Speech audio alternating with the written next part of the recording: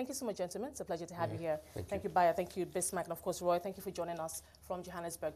Bayer, let me start with you. We have a lot to talk about today. A number of events have happened since, or taken place since the last MPC meeting. Just share your thoughts in terms of what those highlights would be for you, those events that have happened that have continued to shape the domestic, especially on the domestic front. Yeah, thank you. I think since the last MPC, I'll say the most eventful one has been the CBN rule, basically stating that corporates and individuals can invest in their open market securities, and that's very well for us. It's more like a return to norm because their securities have always been liquidity management instruments. They were not pure investment tools, and coming back down to that tells us that maybe they're beginning to come back to the norm and in the way they go forward in the market. Bismarck, what will be the highlight for you? I like your summary, but your summary was short of two things. One, that for 2 consecutive quarters, there's been a reduction in the amount of capital imported into Nigeria. Second quarter was 31%, third quarter was 7%. Secondly, between the last quarter to this time, we've seen the external reserves drop below $40 billion to 39. Those are significant developments. So when you talk about domestic excess liquidity or money supply saturation caused by this on one hand, and then the other, the possibility and the vulnerability of the external sector to weaknesses which may emerge at any point in time. So those are they are potent risks and they are actually tangible gains. So when you trade off the potent risks against the tangible gains, then you got to make some these are hard choices that have to be made. Absolutely. Roy, let me bring you in here just to hear your thoughts too. Was it for you, would it be the market events, what the changes in the rules as it were by the CBN and the money market? I think, Esther, when we look at the rules, I mean, it impacts mostly from on the local market side. I think from an offshore point of view, I think the key things for us has obviously been, I think, the positive move in the growth number. You know, we ticked up slightly in the third quarter, the first time since the fourth quarter of 2018, so that's a big positive for us. I think Bismarck has highlighted some concerns. I think included in that is probably the slowness of and the lack of FDI coming into Nigeria, into the fixed income markets. We've seen a drop-off in that, both in inflow and outflow. I think we've only seen $2 billion coming into date, so, and most of that has probably gone out already. So I think probably the FDI side. But when we look at these factors, and we tend to look at it as Nigeria on its own, let's look at it from a global point of view. How's Nigeria doing globally? I think when you mentioned the IMF's talk about the slowdown in growth, so the Nigeria growth number doesn't look too bad.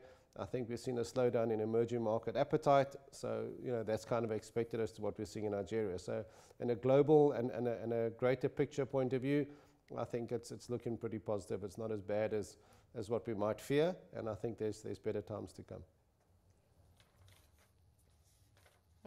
Okay, Bayer, let me bring you in here. Let's talk about GDP growth. 2.28% for the third quarter, coming from 1.9%. Now, of course, just looking at the growth for the years, put somewhere at 2%, 2.1%, 2.1% for the IMF. But just looking at what has underpinned growth so far, the growth drivers that we've seen. We've had, within the GDP report, we had a non-oil sector growth, of course, vis-a-vis the oil sector. But just looking at some weaknesses, especially trade, and then tying that to the border closure, you know, some of the, if you will, consequences from the border closure. Just share your thoughts on that point. The growth that we're seeing right now, obviously we're not going to meet the target as stipulated in the Economic Recovery and Growth Plan. What do you think will be going through the mind, or what steps do you think the fiscal authorities would be thinking about right now? And of course, the comments we're going to hear from the MPC, from the central bank governor today, as regards the rate of growth that we're seeing. Thanks. I think the rate of growth that we've seen so far reflects all that's happened since the border closure. If you look at the growth numbers, you have services, you have aggregate to an extent, but trade is poor. Manufacturing is also not very strong. And those two, trade and manufacturing, begin to show the amount of activity in the market, in the economy, so to say. Services is more like transactions. When you look at the border closure, you begin to look at the impact it has on what's going on in the economy.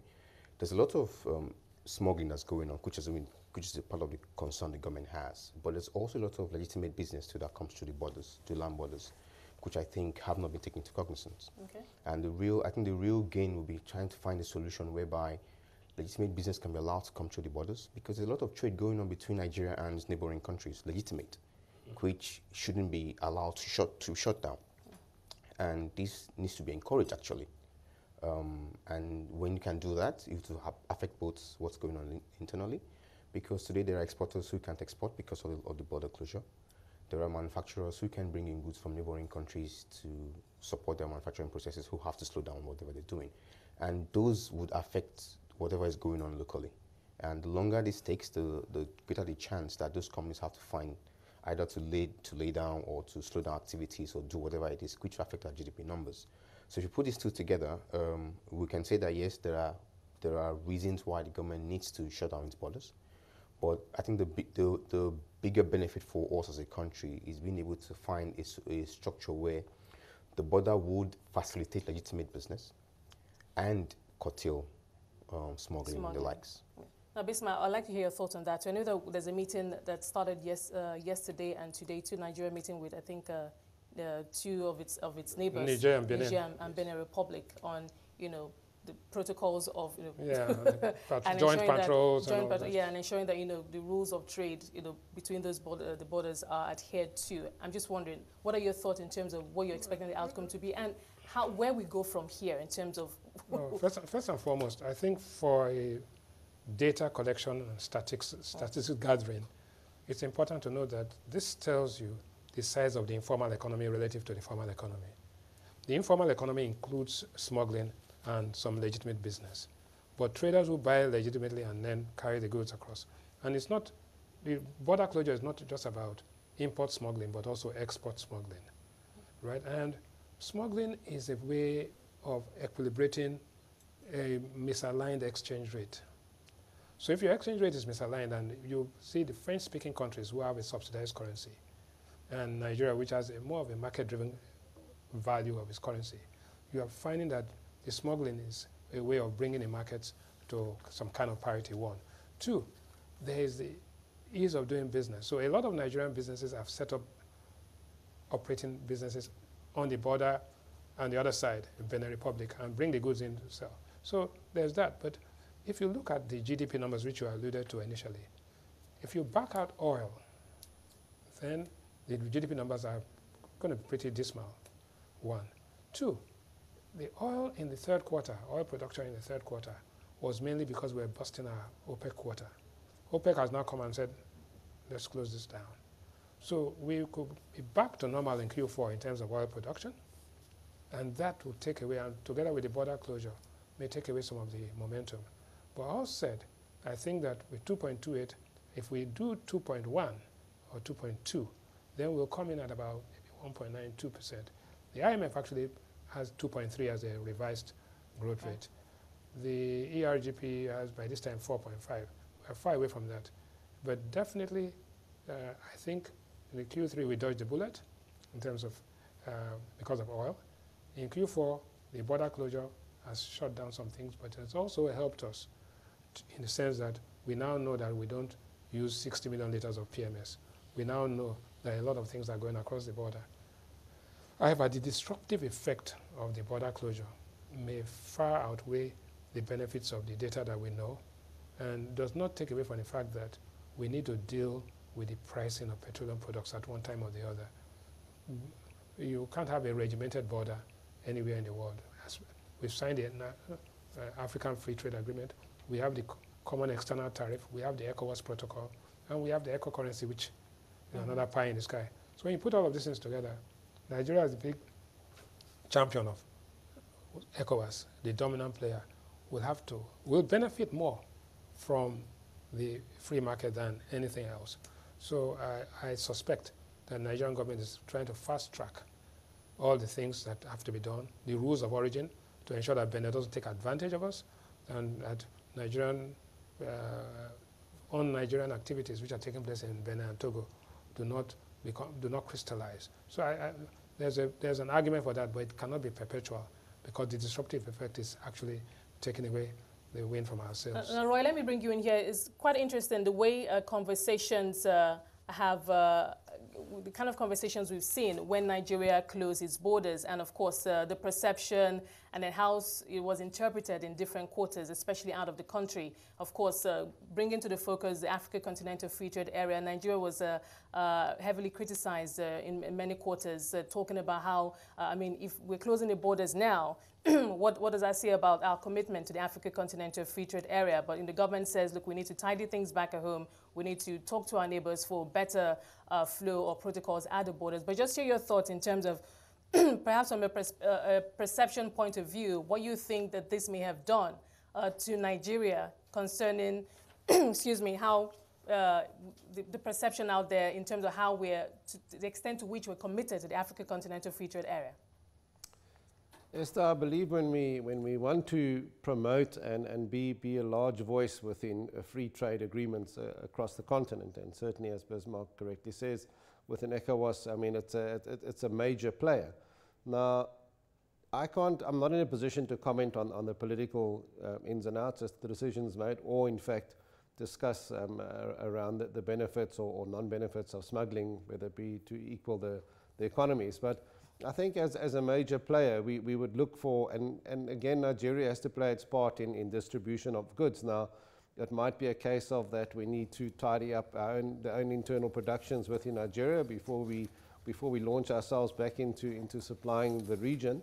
But I don't believe that, I don't believe it's a heavy-handed approach. I think there is a case of tidying up. Maybe there are some controls in it that need to come into place, but we're not going to comment too much on it. From an external point of view and looking from an offshore viewpoint, you know, we understand the concerns that each sovereign might have, and as long as they're operating in the best interests of certainly the region, the continent, and then also of course for their country, we're not going to be the ones to comment as to how they should be managing that process. Now, let me ask you this. What are your expectations from today's MPC meeting? Comments from the MPC, comments from the central bank. What are you expecting? I think that I'm a little bit concerned. We're obviously concerned with where inflation is running, and I read a comment today where someone sort of alluded that the band might be less of a concern these days at 6 to 9%, and so we're concerned about inflation. We're pleased with the growth. Our viewpoint, discussing with my colleagues here at RMB SA and certainly in RMB Nigeria as well, around expectations. It goes with our sort of trading view. We expect no change to any of the monetary rates and any of the policies today. I believe that we've seen sort of from the last MPC, we made an argument why there shouldn't be any change there, and our sort of views remain much the same for this policy, this MPC meeting as well. So no change, and the currency remains stable, rates remain stable, and we'll sort of settle into the festivities of the festive season, and we'll sort of reconvene in January and see what sort of interest we're seeing from the investors come the new year. Okay, Bayo, let me bring you in here. Inflation at 11.6%, the highest we've seen since May of 2018. Now, of course, that takes us away from the central bank's target. Now, I suppose we knew this was going to happen with the border closure and all, but I mean, share your thoughts on that. What kind of comments would you expect the central bank to make concerning inflationary threat? Well, I expect them to show concern. Though I don't think they're going to use that as the only basis upon which to make a decision. And there are other views that with the harvest season in and all that, there might be some moderation of some sort in food inflation, a little bit. Other parts of inflation might affect some other things, petroleum products, importation. Some things might moderate a little bit, some might stay where they are, but there's a view that there might be slight moderation in the short term. But over the long term, with the minimum wage implementation, that comes again to impact what inflation numbers will look like. And with the amount of liquidity in the system today, if customers, corporates can find alternative investment outlets, that can also stick inflation, because if they start moving to consumption, then you have its own carry effect on inflation as well. So I expect them to express some concern. I don't expect that to be the only variable. Okay, Bismarck, would you like to add to that? Inflation, Yeah. I mean, that's always number one for the CBN. Our projection for November is 11.8, 11.9. And that doesn't take into consideration the wage adjustment and the arrears, because the arrears are going to be paid in December. So you're having arrears for 9 months, from April to December, being paid in December. You have the border closure choking effect. And then you have money supply saturation, which, as Bayo said, the point is that once there's money supply saturation, the marginal propensity to save reduces because interest rates are down, and the marginal propensity to consume increases because what you don't save, you consume. And what you don't consume, if you cannot consume locally, there's what they call the marginal propensity to import, which has a pressure on the currency. So, but we're not going to allow that happen before we take steps. If there's any tendency or any trend that shows that external sector vulnerabilities are beginning to become manifest, I suspect that policymakers will do that which they have to do. And you don't need an MPC to do that, because without the MPC, with the guidelines being changed, rates were able to bring rates down. Even without an MPC, if the central bank sees that there's some weaknesses in the system, they would reverse the course. So I think being on top of it is a good thing, but the disruptive effect of a 300 to 400 basis point drop in interest rates in a market as big as this could be quite destabilizing. And the kinetic rule that +1 - 1 gives you 0 is not true, because +1 - 0 - 1, there's energy consumed in motion. So you end up with minus something. Minus something. Roy, let me bring you in here. Let's talk about our financial system. Now, obviously, the CBN has also been doing a lot to create more stability. As you know, the loan-to-deposit ratio was for banks was increased to 65% with a December 31st deadline. Now, since then, we did see some banks debited from the first requirement, that was a 60%. Of course, we're keeping our fingers crossed for the December 31st deadline. And we've also seen, I think, since the last meeting also, some more credit going to into the real economy. But just share your thoughts on this move by the central bank, to boost the economy, to get banks to look at more opportunities in other sectors of the economy. So we've seen this pattern play out in other countries in sub-Sahara as well, where you take banks and you force banks into lending into smaller SMEs and to smaller companies. Now, the concern there is then around banks' performances. The NPLs are going to rise. With the banks lending, they must be able to build in the cost of the risk factor into the lending price. We've seen the example in Kenya where they've tried to cap rates, so you can only lend to a client at a capped rate, nothing higher than that. They've had that in there for a number of years. It did nothing. It did nothing to increase loans to small companies. It certainly helped the banks that they had less loans to sort of more riskier clients. So NPLs came down. Banks were doing fine with that. They then go buy government bonds with it and not lend to the clients now. And they've now recently just removed the cap and reopened the market. Now, I'm not going to criticize the Kenyan Central Bank. They have the reasons for doing it, but we didn't really see that coming through into the lending to clients. Now we're going to have a similar pattern in Nigeria, where we're going to introduce measures where banks are forced to hold more liquidity, banks are forced to lend to more clients.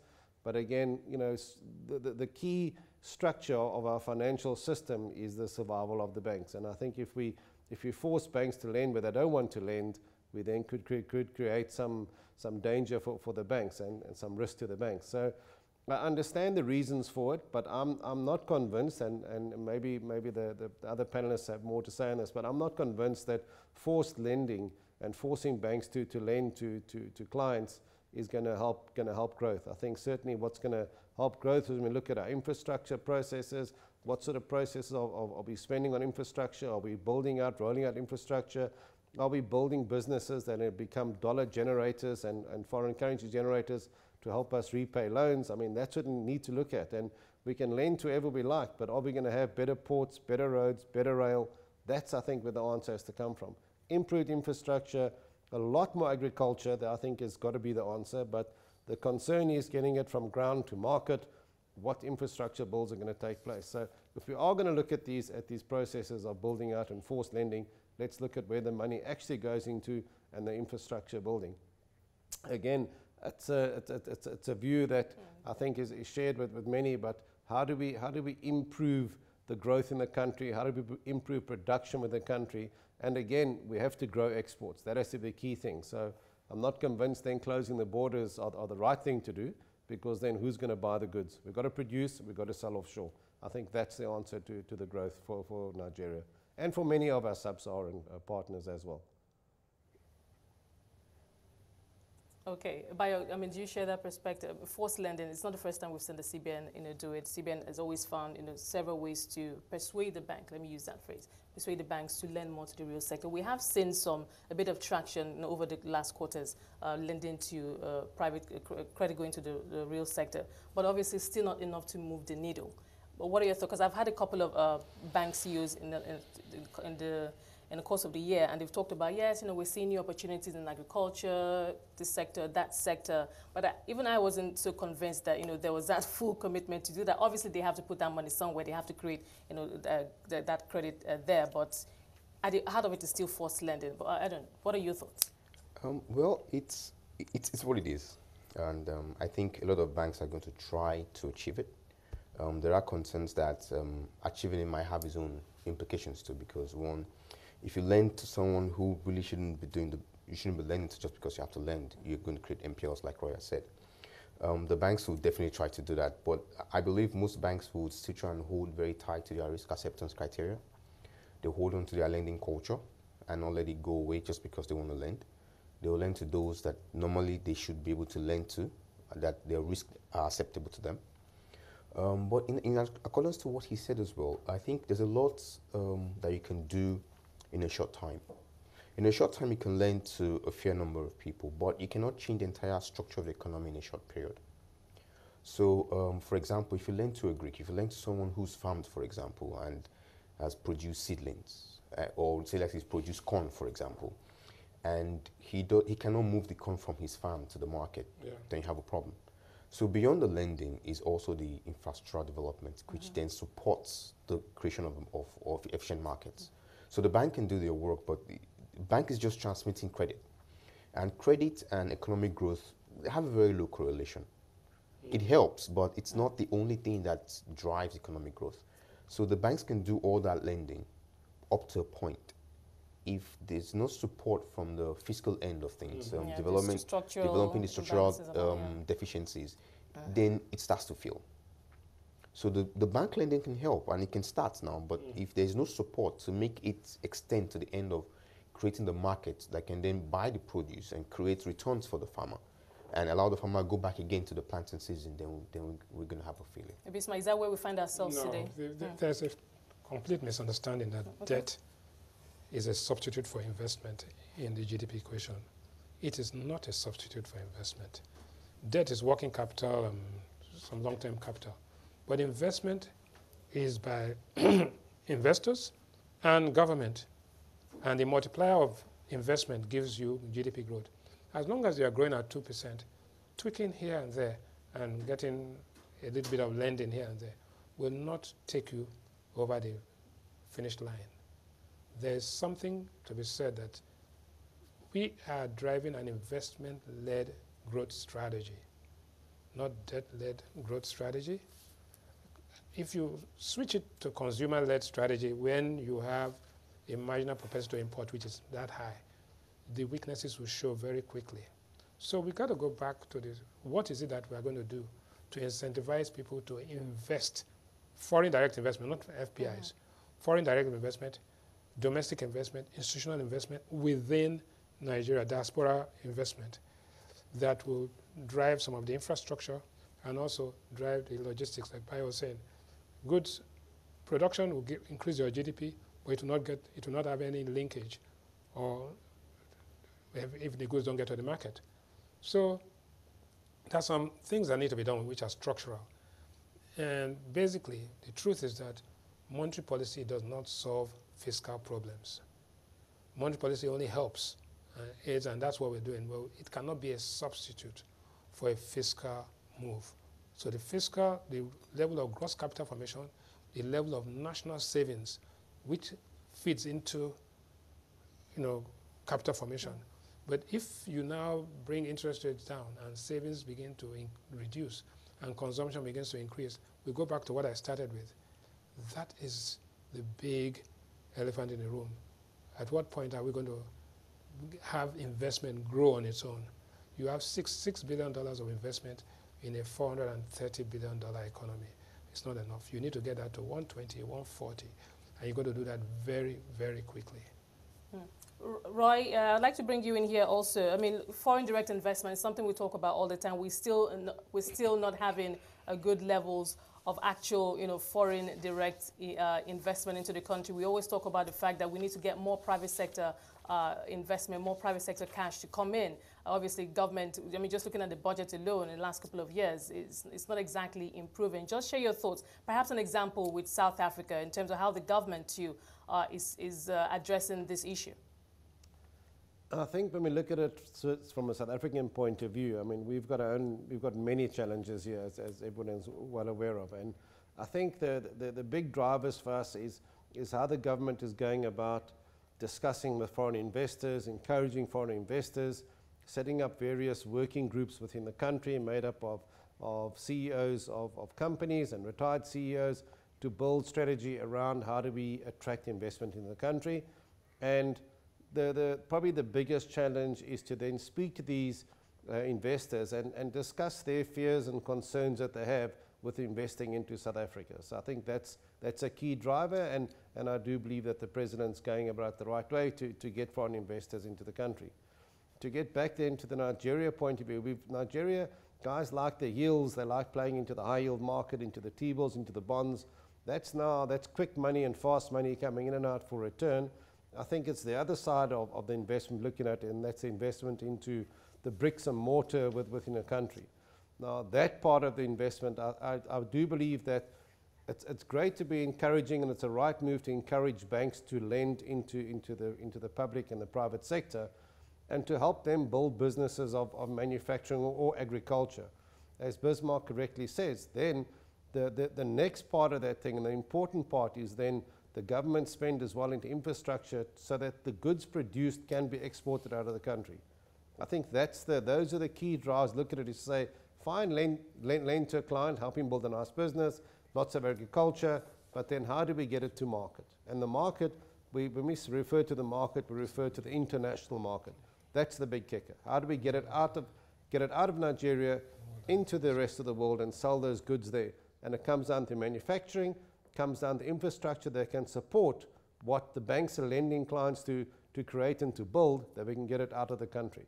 I think those are key drivers, and then I believe that when we have the government discussing with investors around the infrastructure spends, and then getting the international investors working with them and investing with them into infrastructure and returns on infrastructure. Anybody that invests, we're all willing to invest, but we all want to return on the investment. The key is, what is that return going to be investment? And again, from a foreign investor into Nigeria, what protection have they got around their investment in the country? Now, we're not saying protecting that you've invested into a business and you think that you've got a right to make money out of it, but you must have the ability to say, we've done well, we're selling our business on, we're getting our money out. Those are the protection parts I think that the foreign investors want to see. The dividends out of their business, how ease of getting the money back out of the country, legitimately getting the money out of the country, out of the returns that they made on the cash. These are the key requirements from an investor, and the safeguards that they want, that they can operate freely and transparently within the economy of Nigeria. Absolutely. Bayo, just to hear your thoughts on that too. Conducive environment, necessary safeguards around investment, being able to repatriate as it went due. And I think the central bank too has taken some steps, especially on the FX side of things, to ensure that the INE window that was created to ensure that those bottlenecks are reduced. But still coming back to issue of foreign direct investment, just what are those bottlenecks? And when we make an investment case for Nigeria, because we've gone on a number of roadshows when we for the Eurobond and just going to get investors to just come to Nigeria and just invest, not just, it's not hot money, proper brick and mortar. We still have a few challenges. Share with us those challenges that you continue to see. Yeah, like Roy had said, there's a lot of concern around when they come in, what's the environment like? Like Bismarck has said, the ease of doing business. If an investor comes to the country, what are the bureaucratic challenges that they would face? How easy is it for them to set up a company, to hire the skill that they need to do the business, to get contracts reviewed and abided by, to be able to approach the business enterprise the way they would expect to be done. There are concerns around the bottlenecks that we have currently today. It's difficult to get contracts enforced, for example, in the law court. It can take a while to enforce a contract in the law court.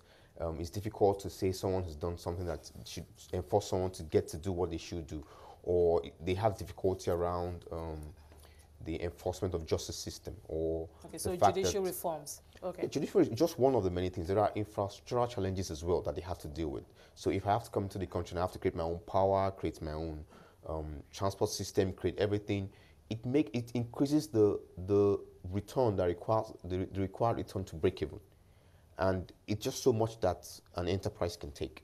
Okay. In some other climates, there are certain infrastructural capacities that are already created. So when you come in, you just plug into those availabilities and you're doing your business. If we don't have them here, it makes it much more difficult Absolutely. for them to break even. So